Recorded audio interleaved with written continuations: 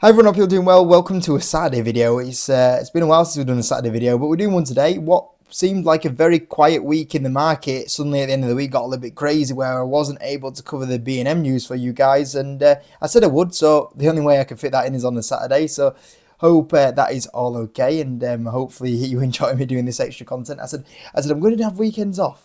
And then after 1 week, I'm back doing videos on the weekend, so that didn't go down quite well at home. Anyway, getting on to B&M. Yeah, the stock was down around about 14% in the last 5 days, and a lot of people asking my thoughts on the stock. I got to say, I was listening to Paul Scott, and Paul Scott is a UK investor I really enjoy listening to.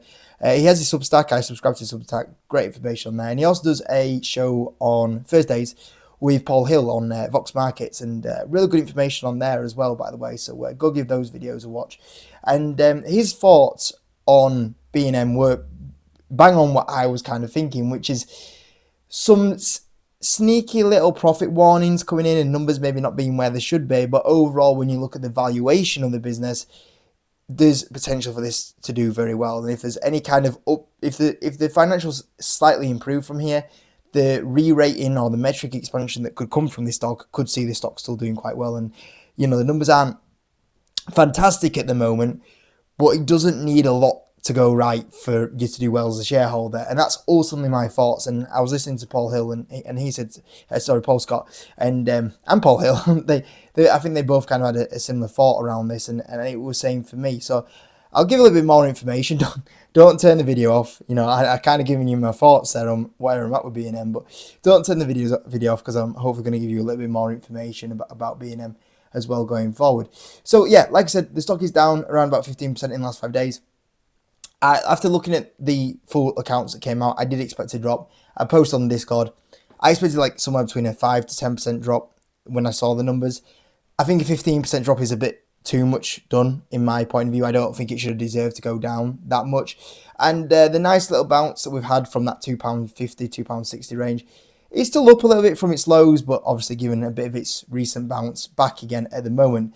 Now, like I said, ultimate, in my opinion, when you look at B&M, you know, 2025 numbers, 2026 numbers, 8 times forward earnings, 2027 numbers, 7 times forward earnings. And this is a company with high profit margins compared to a lot of other retailers. If you compare like B&M to the likes of Marks and Spencer's, the likes of Tesco's profit margins, B&M actually has very good profit margins. And with that profit it can generate a lot more to, you know, do that kind of share buyback, potentially looking at, or that special dividend that they sometimes do. Hopefully strengthening up the balance sheet. I have to say the balance sheet is something that I don't like too much on this stock. You know, I wish it was a bit of a stronger balance sheet. But with the amount of profit they generate, they can hopefully strengthen that balance sheet up as well going forward. But the profit they generate is a lot more than the other retailers. But when you look at B&M, you know, the numbers are very much sunk down compared to other retailers, you know, high street retailers. You look at like Tesco's, Marks and Spencer's, they normally trade in like the 13, 14 times earnings. So there's potential that if this was to get a little bit more positive numbers, then we see the stock kind of re-rate up, is what I'm kind of thinking here. Now, the reason why it dropped is because it came out with its full year results. And when we had their full year results come out, there wasn't that much new information really in it. And that's why I thought the stock market shouldn't really overreact to it too much, because obviously 3-4 weeks ago, when was it? The 15th of April, we had the preliminary results come out, and in the preliminary results, we basically got the numbers that revenue was going to be around about 5.6 billion, which it was around about, if you rounded it up, 5.6 billion, 5.571 million. Maybe you could argue the case that it was slightly below the consensus, nothing too major. And if we look at what EBITDA came in at, 620 million, this was actually on the higher guidance of the EBITDA range, which was 605 to 625 million. So the EBITDA was actually a little bit stronger than the midpoint. The only thing that maybe the market didn't like is the EPS was slightly a little bit below what was expected. And I'd say at the moment, B&M have got into a slight habit of reporting numbers slightly below the consensus. That would be something good that they kind of resolve and stop doing that a little bit more going forward. So that maybe that the market was a little bit upset by that. One thing that I personally didn't like as well is the net debt did go up, and you can see it went up by 5.9%. Nothing crazy, like nothing to kind of like get really upset by. It was a little bit like not great, and That's why I thought the market would react down to these, even though we knew these numbers. I thought just because there was a lot of numbers moving in the wrong direction, like a slight EPS miss, and even though EBITDA was at the higher point, net debt was up slightly. I thought the market would just punish it down, like 5-10%. Like there's nothing extremely new here, but just seeing all these numbers in one report might just make the market go, there's still a bit of work to do with this one here. And I thought the stock market would put it 5-10% down, but the market put it down 15%, which I am really surprised by, to be fair. Now, the other thing that maybe the market punished it on is there was no mention of Q1. I thought they were going to give us some mention about Q1 and how Q1's going, because in my opinion, B&M are going to report a stronger Q1. The reason why is because if we look at all the other kind of retailers and we look at how they are reporting Q1, the high foot traffic has really helped them, and warm weather has at the moment did really good spending for April and May. And obviously, as we look at B&M, these accounts end for the 30th of March, which is exactly the point where this kind of like warm weather hopefully helps sales in. And I said as well, I think like for like will start going in the right direction as well. The problem is that we got none of that information. So that may be something else that the market threw down of, is that they didn't talk about the Q1, which is, it's disappointing, but maybe they kind of went, let's just get all the rest of this like negative, and especially with the new CEO coming in, let's just get all this negative news in this report, and then from now on, no more slight EPS misses, no revenue misses. We go into Q1, we put up a nice Q1 update with that Easter weekend really helping us, the warm weather helping us, garden sales doing really well, like-for-like sales coming in a little bit stronger as maybe price increases start coming in, and that will help us do a good Q1 and set us off in the right direction. I personally think that might be the case, but market, I might be wrong, I might be right. That's my feeling at the moment, and obviously we'll get an update on how that Q1 is going, and maybe that's why they've kind of done it like this. But I think Q1 will be a step in the right direction. We'll see what happens. If it isn't in the right direction, then I'll have to come back and say maybe it's a little bit worse than what I thought here. But store sales are still doing very well. That's driving the growth up. The only thing that would really help them and achieve slightly more revenue growth and obviously help that profitability is like for like. Like I said, I've said multiple times before, in my opinion, like for like was always going to be a hard number last year. I think they'll go back to positive like for like growth sales this year. We'll see what happens. That's my feeling. But they seem like they've got not too bad numbers to beat when you look at total revenue and you look at net profit from that point of view as well. The other thing that I always argue the case with B&M is that at the end of the day, you get a 5.15% dividend yield with this one. If they continue to do the special dividends, we don't know if they're going to pay down debt. We don't know if they're doing a share buyback. But if they do continue with a special dividend, you got to remember, like, this one does pay quite a chunky special dividend.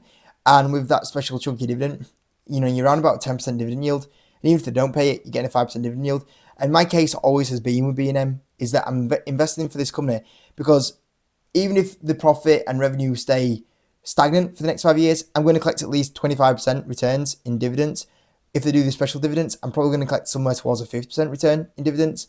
And then if they are able to sneak 3-4% revenue growth, 3-4% profit growth, and they get re-rated on that valuation to 12, 13, 14 times earnings, then I make over 100%. And that's always been the case with B&M that I've made on YouTube, is that they only have to really keep the financials here, and they should be able to do that with more and more store openings, especially into France, and I still make an okay return. Don't get me wrong, I'll be disappointed with that return, but I still make money on it.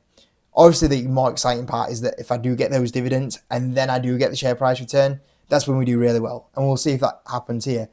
But really, with B&M, and coming to a point of view towards the end of the video now about where I'm at and buying and selling wise. So I'm actually in a really good place because I bought the stock. I went especially heavy in this kind of range, and I built up a position where I'm about break even on B&M. I might actually be down like maybe 2 or 3% on B&M, nothing too major. So realistically, at these sort of levels, I'm not really in a rush to buy the stock. If I was to buy more B&M, I'd have to see it back in that £2.50, £2.60 range. So right now, buying more doesn't really interest me. But if I want to buy more, I've got the option to do it, because when we did see the stock do this big shoot up here and the stock rallied up 20-30%, you guys on the Patreon obviously know, I cashed in my position a little bit. So on the 22nd of the 4th, I sold 2.5% of my B&M holding for a nice little bit of return. 16% when you include divvies. I trimmed my B&M position by 2.5% once again with a 20% gain including divvies. And then I also sold a 10% trim with 12% with no divvies, or around about 21-22% gain with divvies on top, which was a bit more of a chunky trim. Now, because of those trims, I've got into a position now where I've actually made money on B&M, which is great. But my position size is a little bit smaller now. So if I do want to average in that position, I can average up a lot easier. So average down a lot easier. And as well as that, I've got cash out. So I've got the cash on the side that if I do see the days of B&M going to the £2.50 range, I've got the cash really from profit I've made on B&M to go in and buy the stock. So far I've actually played B&M stock to perfection. Now I'll probably do quite well here from either way what happens with B&M, because if B&M goes up from here, I make more money. If B&M goes down from here, that profit that I've taken off B&M, I can put back in and then make more money when it goes back up again. So far at the moment, I'm playing B&M actually to perfection, where I'm actually really happy with how I've done it. And even on the eToro portfolio as well, I've done exactly the same on the public eToro portfolio. I actually had an even better average on the eToro portfolio, where I was locking in like 30-40% returns on B&M, which is really good. So I'm really happy with how the B&M overall is. You look at the share price point of view, like it's not done amazing, but if you've done the right things, you're doing quite well. And that's why, the Patreon and the Discord, I always say to you guys, like, if you want to go to the next step as an investor, that is your place to be, because you can see how I manage these situations. And I'm in the position right now where I've absolutely managed it beautiful, where I've got a good average. I've made even money on this stock right now, even though it's not really done too much. And, sometimes a few people always say to me as well, like, why take these little trims up when you're only a little bit on the position? Well, because the thing is, I don't know where the bottom of the stock is. So I've got to position myself where if the stock is going to go lower, I've made myself money, I can buy back into the stock. And if the stock goes higher, I can make more money on it. And sometimes people think that, when the stock goes like this is it. Not always, there can be more surprises in the woodwork. And obviously the surprise of B&M is that, another little bit of numbers that was maybe a little bit disappointing. Like I said, I don't believe the last few days has deserved a 15% drop, but it just shows you, like, sometimes, especially the UK markets, they can really just throw something under the bus for like a little bit of a bad update. You can have, especially in the UK markets, you can have these fantastic updates and the stock just doesn't do anything. But you have these bad updates, and quite often the UK markets, they can throw it massively under the bus, and that's been the case with B&M. So overall, I'm happy where I'm at. Like I said, I'm not buying at the moment. I don't need to buy. It's about where my average is. And if it goes up, I make more money. If the stock goes down, I'll use the cash that I've taken out, the money that I've made on it, to buy more shares in that kind of £2.60, £2.50 range. So I'm just watching now. I'm just watching, and we'll see what happens. But those are my thoughts overall. I don't think the stock deserves to go down as much as what it has done. Yeah, just numbers were slightly disappointing, but nothing completely new, to be honest with you. And I do believe that B&M will post a stronger Q1 update. And when it gets to Q1, we'll kind of see if my fear is right or if it's wrong. There's not much else I can kind of update you until we get those kind of Q1 numbers. So hope you enjoyed this extra video on Saturday as well, guys. If you could hit the like button for, giving a little bit of a day of my weekend up. And obviously, if you want to support the YouTube channel, obviously get yourself on the Patreon. Share the video out onto your fellow investing communities as well, for any of you UK investors as well, just to help the video get out there. And apart from that, thanks for watching, guys. I'll probably see you on Sunday. See you in a bit.